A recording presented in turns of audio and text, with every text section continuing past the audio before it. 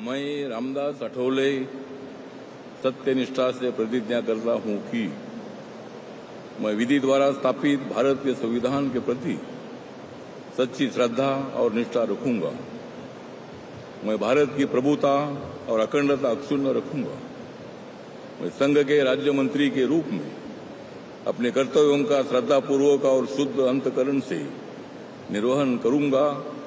तथा मैं भय या पक्षपात, अनुराग या द्वेष के बिना सभी प्रकार के लोगों के प्रति संविधान और विधि के अनुसार न्याय करूंगा। मैं रामदास अठवले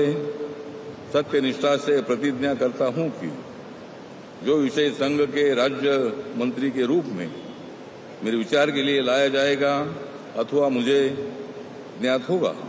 उसे किसी व्यक्ति या व्यक्तियों को सबके सिवाय अब की ऐसे राज्य मंत्री के रूप में अपने कर्तव्यों के सम्यक निर्वहन के लिए ऐसा करना अपेक्षित हो, मैं प्रत्यक्ष अथवा अप्रत्यक्ष रूप से संसूचित या प्रकट नहीं करूंगा।